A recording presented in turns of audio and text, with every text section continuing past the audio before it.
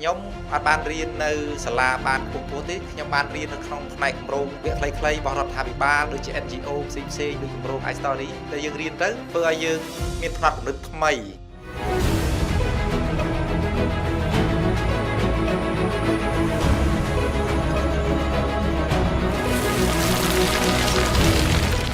បាទជារបស់ខ្ញុំបានមានកិត្តិយសសូមគោរពជំរាបសួរប្រិយមិត្តដែលទស្សនានៅក្នុងកម្មវិធី iStory រដូវកាលទី2នេះការប្រកួតយើងបានបញ្ចប់ហើយយើងក៏បានស្វែងរកនៅបេក្ខភាព3រូបដែលជាម្ចាស់ជ័យលាភីលេខ2លេខ1និងលេខ3ជួបជាមួយនឹងពួកគាត់ទាំងអស់គ្នាជំរាបសួរបងម្ចាស់ជ័យលាភីទាំង3ជំរាបសួរបងថ្ងៃនេះមានវត្តមានបងបរិយដែលជាម្ចាស់ពានរង្វាន់លេខ1ក៏ដូចមានបងចំណាប់ជ័យលាភីលេខ2ហើយនិងបងវិចិត្រម្ចាស់ពានរង្វាន់លេខ3សំណួរចង់សួរមុនគេទៅបងចំណាប់មានអារម្មណ៍យ៉ាងម៉េចដែរនៅពេលដែលឮថាខ្លួនឯងបានជាប់ជាម្ចាស់ជ័យលាភីលេខ2នេះអារម្មណ៍ខ្ញុំនៅពេលហ្នឹងខ្ញុំមានអារម្មណ៍ថាដូចយកស្គរយកមកដាក់នៅក្នុងខ្លួនអញ្ចឹងលេងបឹកអញ្ចឹងហើយរំភើបខ្លាំងណាស់ប៉ុន្តែដូចរបៀបថាត្រូវបញ្ចេញសកម្មភាពអីប៉ុន្តែរំភើបចេញពីក្នុងចិត្តហ្មងព្រោះនឹកស្មានថាអត់ដល់គឺអត់មានអារម្មណ៍ថាខ្លួនឯងជាប់អីទេពេលហ្នឹងព្រោះឲ្យបងគាត់ច្រើនអញ្ចឹងទៅគាត់អីដែលប្លែកជាងយើងអញ្ចឹងណាពេលអញ្ចឹងខ្ញុំដល់ពេលដឹងថាខ្លួនឯងជាប់រំភើបនឹងទៅដល់ណាបងបរិយជាម្ចាស់ជ័យលាភីអារម្មណ៍របស់បងយ៉ាងម៉េចដែរបងតបអារម្មណ៍អត់ចង់ជាប់ទេបាទព្រោះយើងមិនដែលបានចូលវគ្គប្រកួតប្រជែងនេះយើងធ្លាប់តែធ្វើការងារមួយនៅក្នុងវគ្គសាមញ្ញចង់ស្រក់ទឹកភ្នែកតិចអីតិចទៅហើយមិននឹកស្មានដល់ថាយើងមានលទ្ធភាពមកដល់ពេលនេះយើងភ័យពេលនៅទី2ហ្នឹង2រូបឡើងទៅហើយនៅមួយរូបទៀតទេយើងអត់មានជំរើសទេដូច្នេះមិនដឹងយើងនឹងគេប៉ុន្តែយើងគិតថាជាការប្រឡងគេមិនអាចជ្រើសរើសទាំងអស់ទេអញ្ចឹងតែពិតបងបរិយគឺជាបេក្ខជនមួយធ្លាប់ដាក់ប្រកួតការពីរដូវកាលមុនហើយអត់បានជាប់ដល់វគ្គ15នាក់ផងតែរដូវកាលនេះម្ចាស់ជ័យលាភីគឺជាបងបរិយតែបងបរិយគិតថាអ្វីដែលបងបានទៅត្រៀមខ្លួនឡើងវិញដើម្បីមកចូលរួមប្រកួតហើយទទួលបានជ័យលាភីលេខ1នៅក្នុងកម្មវិធី iStory រដូវកាលទី2នេះវគ្គទី1ត្រូវបានជំរុះមិនបានចូលវគ្គ15នាក់ហ្នឹងក៏អត់មានចំណាប់អារម្មណ៍មួយថាចង់ដាក់ឡើងវិញទេប៉ុន្តែកត្តាដែលមិត្តភ័ក្តិក៏ដូចជាគម្រោងរបស់ GSS ដែលគាត់បានធ្វើការងារជាមួយយើងទៅគាត់ចេះថាបោះលីងឲ្យមកគ្រប់គ្នាបាទយើងអត់ចាប់អារម្មណ៍ដែររហូតដល់ជិតដល់ថ្ងៃចុងបញ្ចប់ហើយដល់ថ្ងៃបិទការទទួលពាក្យមានអ្នកខលមកណែនាំទៅសួរថាបានដាក់ពាក្យនៅគួរទៅដាក់ទៅជាពិសេសដូចអ្នកគ្រូសុខហេងដូចបងវិជាគាត់ចេះតែសួរនាំឲ្យប៉ុណ្ណោះសហគ្រាសផ្សេងៗថាគួរទៅដាក់ពាក្យទៅហើយយើងក៏មិនដឹងថាយើងដាក់នឹងដាក់អីបើវិស័យកែច្នៃផ្លែមៀនអ្នកណាក៏ធ្វើបានដែរឲ្យតែមានលទ្ធភាពតែអញ្ចឹងយើងមុនដំបូងយើងថាយើងរៀបចំដាក់ទៅយើងដាក់សម្រាប់ចិត្តថាដាក់លើទុរេនដោយសារយើងឃើញបញ្ហាកតាទុរេនដែលយើងបានទិញទៅវាមាន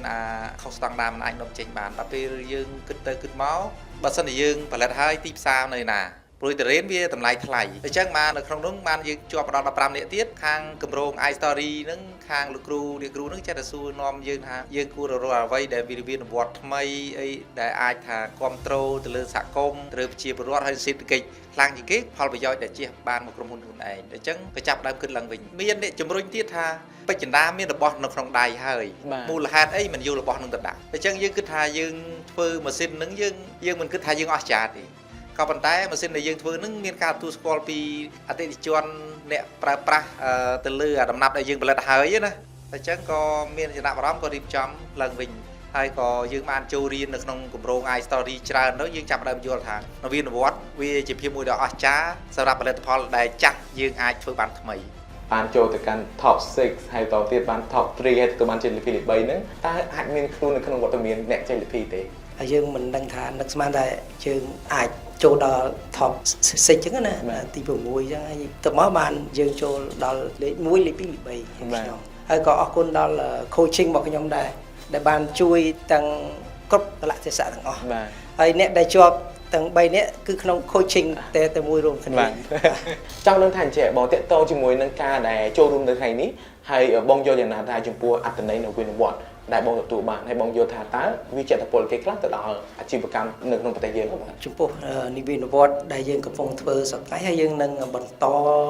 ដោយវិវត្តអ្វីដែលនៅជុំវិញខ្លួនយើងដែលយើងអាចធ្វើបានយើងអាចធ្វើទៅលើគម្រោងអ្វីដែលយើងមាននៅក្នុងដៃហើយយើងកែច្នៃរបស់នឹងការពិតដូចខ្ញុំយកផ្លែត្នោតទៅច្នៃការពិតផ្លែត្នោតទីទៅណាក៏ស្គាល់ដែរបាទក៏ប៉ុន្តែយើងយកច្បិចយកអាត្នោតហ្នឹង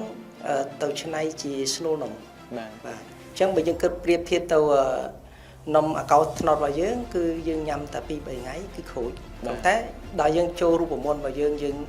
ធ្វើទៅជាអាហារូបត្ថម្ភយើងឃើញថាចំណីអាហាររបស់យើងនៅក្នុងបន្ទាត់ standard បងបរិយថ្ងៃនេះមានអ្នកគ្រប់គ្រងមកច្រើននេះបងពេលដែលប្រកួតហើយ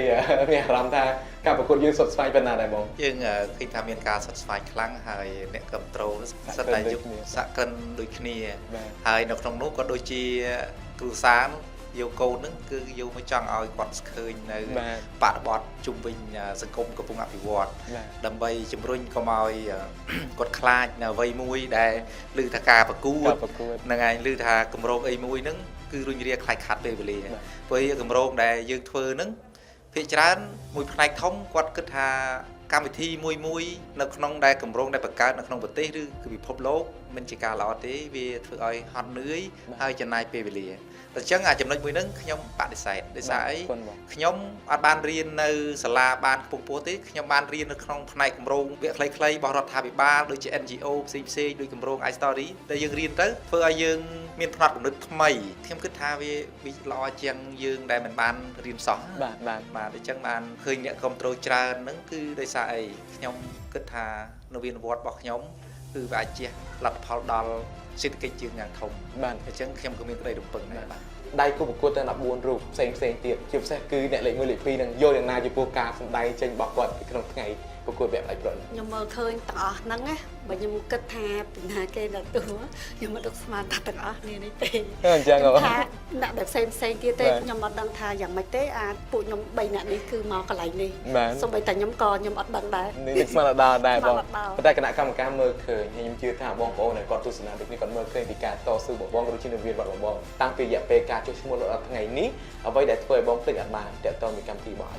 ដែលឈានមកដល់ថ្ងៃនេះពេញចិត្តខ្លាំងនៅកម្មវិធី iStory ដែលគាត់ផ្ដល់ឱកាសឲ្យ SME មិនថា SME ទូច SME ធំឯណាត្រូវតែមានឱកាសចូលរួមក្នុងការប្រកួតហើយវាដូចជាបង្ហាញផ្លូវសម្រាប់ SME ហ្នឹងឲ្យគាត់មើលឃើញឲ្យបានឆ្ងាយហេតុអី SME ខ្លះគាត់ធ្វើប៉ុន្តែក៏អត់ទាន់យល់ដឹងនៅបញ្ហាចំណុចអាជីវកម្មហ្នឹងឯងដូចខ្ញុំអញ្ចេះវានៅទូចទេខ្ញុំអត់ទាន់យល់ទេនៅពេលដែលខ្ញុំបានចូលមក iStory គឺគាត់ជាផ្នែកមួយខាង team iStory គាត់ជួយកន្លឹះជួយកហ่ะប៉ុន្តែពីមុនមកយើងដឹងយើងថាយើងត្រូវធ្វើហើយប៉ុន្តែវាងងឹតណាអត់ដឹងថាទៅច្រកណាហើយក៏អត់ដឹងថាត្រូវធ្វើមិនដែរក៏ពេលបានមកពួកគាត់ក៏បានឆ្កឹះដំបូងខ្ញុំគិតថាខ្ញុំយកស្រីគាត់ផុសខ្ទិះហេព្រោះផលហ្នឹងវាដើរហើយខ្ញុំថាយកមកប្រកួតទេហើយគាត់កាន់តែឆ្កឹះទៀតគាត់ថាអីគេដែលផ្នែកព្រោះអាហ្នឹងយើងបានធ្វើទៅហើយអញ្ចឹងណាគិតហើយគិតទៀតក៏ខ្ញុំក៏ចេញជាផលិតផលសាច់ក្រកឆ្អិនហ្នឹងទៅហើយវាស្រួលក្នុងការហាច់ញ៉ាំអញ្ចឹងណាចង់សួរបងបរិយវិញចង់សួរពីយុទ្ធសាស្ត្រទៅថ្ងៃអនាគតចំពោះអាជីវកម្មរបស់បងក៏ដូចជាបងយល់ថាយ៉ាងណាចំពោះនវានុវត្តន៍មួយនេះតើបងចង់មើលឃើញទៅទម្រង់បែបណាទៀតនៅថ្ងៃខាងមុខបាទឈ្មោះក្រុមហ៊ុនវាអត់ត្រូវនៅក្នុងផែនការដែលយើងធ្វើនវានុវត្តន៍ទេក៏ប៉ុន្តែវាស្ថិតនៅក្នុងខ្សែចង្វាក់ហ្នឹងអញ្ចឹងយុទ្ធសាស្ត្ររបស់ខ្ញុំប្រឹងពង្រីកត្រៀមខ្លួននៅអ្វីដែលរៀបចំថ្មីបន្ថែមទៀតយើងអត់ធ្វើត្រឹមប៉ុណ្្នឹងទេព្រោះខ្ញុំបានគិតតាំងពីមុនបានចូលគម្រោង iStory ដោយសារខ្ញុំដំឡើងម៉ាស៊ីនសម្ងួតនៅពេជ្រដានេះគឺយើងគាត់តែឃើញផលិតផលសម្ងួតរបស់បរទេសយើងចាប់ផ្ដើមគិតថាតែវាស្ថិតនៅពីចំណុចណាហើយក៏អរគុណច្រើនបុគ្គលិកខ្ញុំដែលជាផ្នែកផលិតកម្មពួកគាត់ទៅធ្វើការនៅប្រទេសថៃរឿងដែលកើតឡើងដែលខ្ញុំបានមកកើតសហគ្រាសហ្នឹងគឺកាលពីមុនខ្ញុំជាកសិករទេគេទិញមានហើយគេទិញគេយកចាក់ចោលអញ្ចឹងគាត់ក៏ធ្វើការនៅប្រទេសថៃ10ឆ្នាំធ្វើនៅផ្នែកហ្នឹងពលរដ្ឋផាណាគាត់ក៏បានមកប្រាប់ខ្ញុំថាបងគួរតែជួយដល់កសិករដើម្បីជាជីវភាពនៅក្នុងហើយកម្លាំងពលកម្មទាំងអស់គឺទៅធ្វើការនៅប្រទេសថៃគឺខ្មែរយើងអញ្ចឹងខ្ញុំចាប់ផ្ដើមគិតគូរឡើងវិញក៏យើងចាប់ដែលបង្កើតនៅអាជីវកម្មហ្នឹងហើយទាំងដែលខ្ញុំមិនបានទៅឃើញមានសម្ងួតទេគាត់តែឃើញក្នុងក្តីសម័យសួរគាត់ពូកាលចំណុចនោះដូចថ្លៃ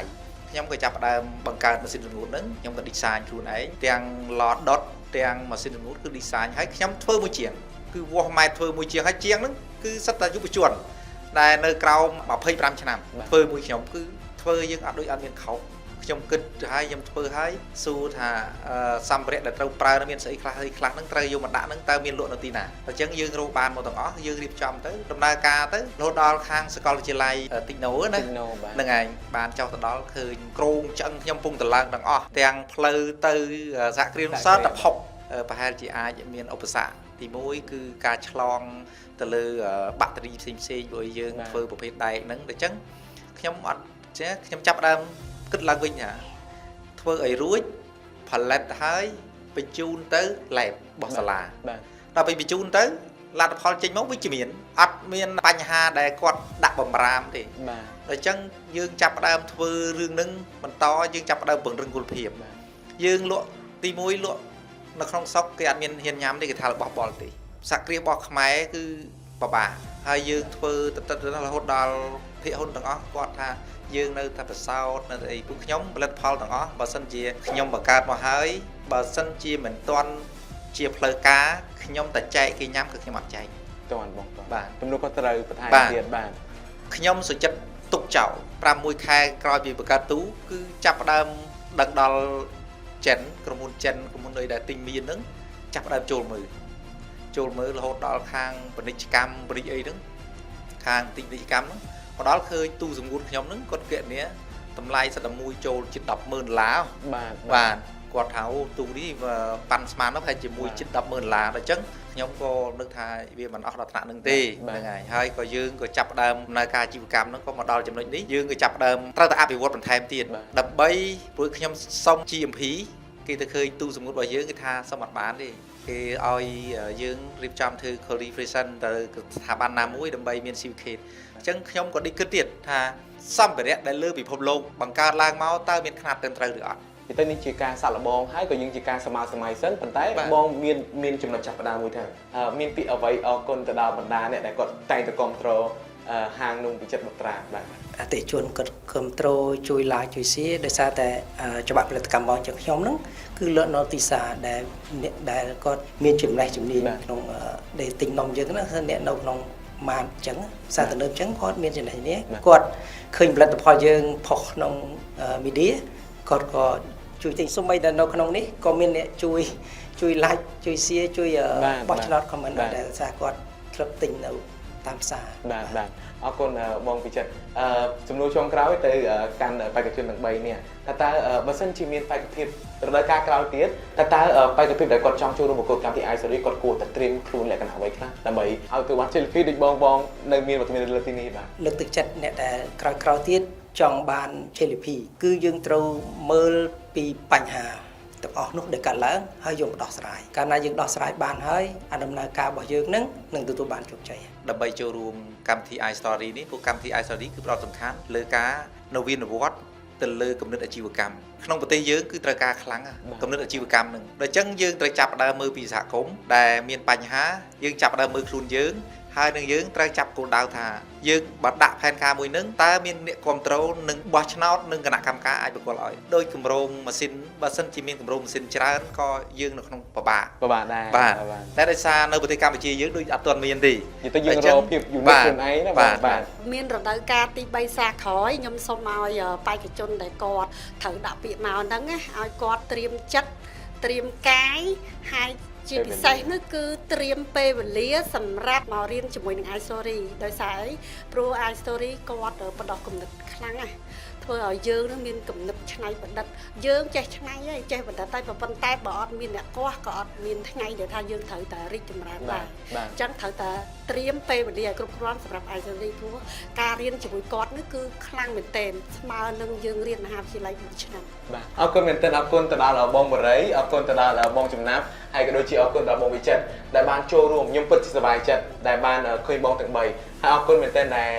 ទុកចិត្តនៅក្រុមការងារ iStory ក៏ដូចជាអរគុណដែលបានចូលរួមហើយដូចនេះអរគុណទៅទស្សនិកជនដែលតែងតែគាំទ្រនៅក្រុម iStory រដូវកាលទី2នេះហើយជូនពរសុខភាពល្អហើយសង្ឃឹមនឹងជួបគ្នានៅក្នុងរដូវកាលក្រោយអរគុណសូមជម្រាបលាបងអរគុណ